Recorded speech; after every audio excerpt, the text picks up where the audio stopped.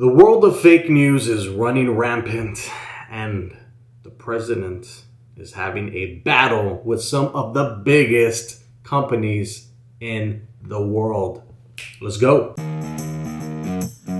I'm a digital marketer. Hit that subscribe button and follow my videos.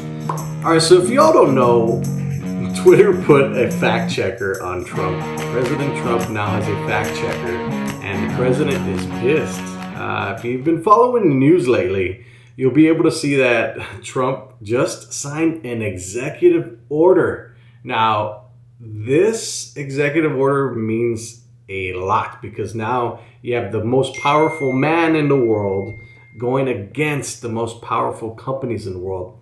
And this executive order under Section 230 of the Communication Decency Act will make social media companies that engage in censorship acts, they will not be allowed to keep their liability shield. And also, the FTC will prohibit social media companies from engaging in deceptive acts that affect commerce.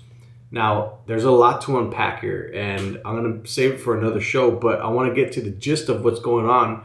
This is a huge issue on social media. Censorship is becoming a massive issue on social media. I mean, you can't say certain words on YouTube. You can't say certain words on Facebook. Or you say certain words on Instagram, even on an Instagram story, and it'll pop up COVID-19, I guess a message or something that will say, if you want to learn more about COVID-19, follow this.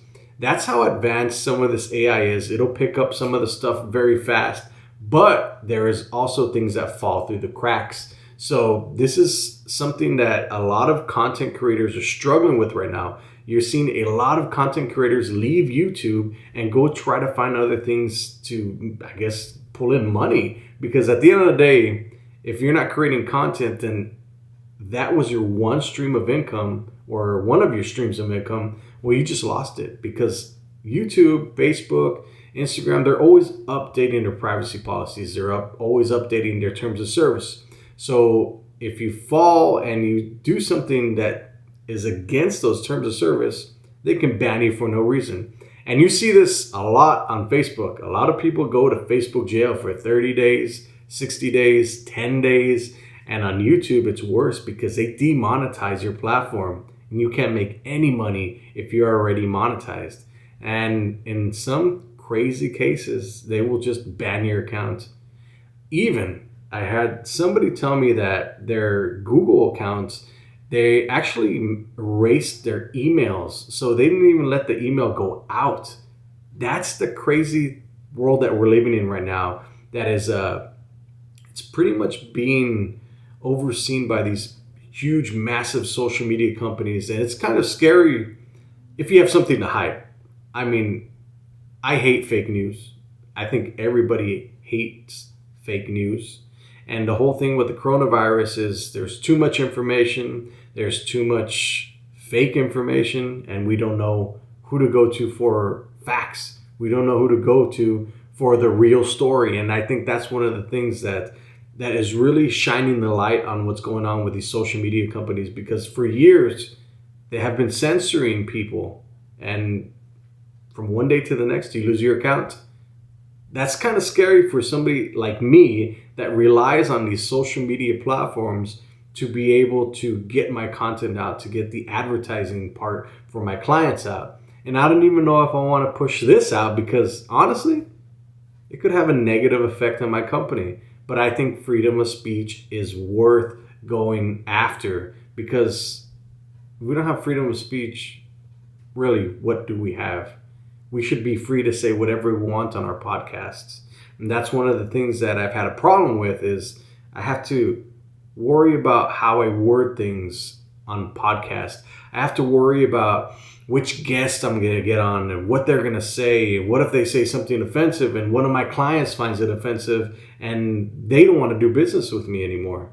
That's the scary part, because we live in a world where people look at you and they judge you. Let's just get down to it. It's complete honesty. People judge people. That's the world we live in. As much as people say they don't, they do. And they associate you with whoever you hang out with, whoever you have on. And that's why I had to put a disclaimer saying that the views of my guests do not they don't align with my ideals, I guess what I'm trying to say. So at the end of the day, is it right? Is Trump right for going after these huge social media companies?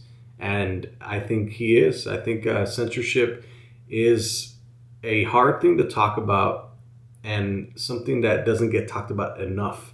It's very taboo, and I think for creators like me, we really want to use these platforms to get our message out, to be able to get in front of a lot of people, to tell our stories, to tell our truths, and to get other people on to tell their truths. And I think if we're being censored, in all honesty, we're never going to get to that point where we can share our stories, the real stories. And this freedom of speech for the American people, I think, is going to be something interesting to watch that's going to play out over the long term. Another important thing to say is somebody asked Trump if he's going to delete Twitter. And he said no, because he can reach a lot of people really fast. Not like the news where there's a lot of fake news. I mean, I don't know. I rarely ever watch the news.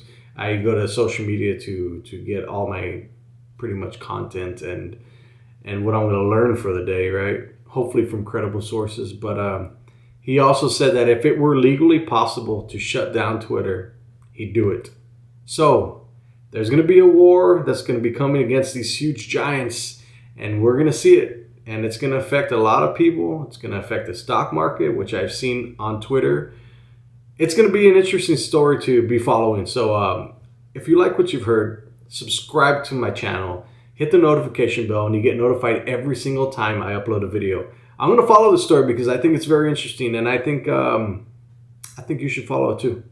Peace.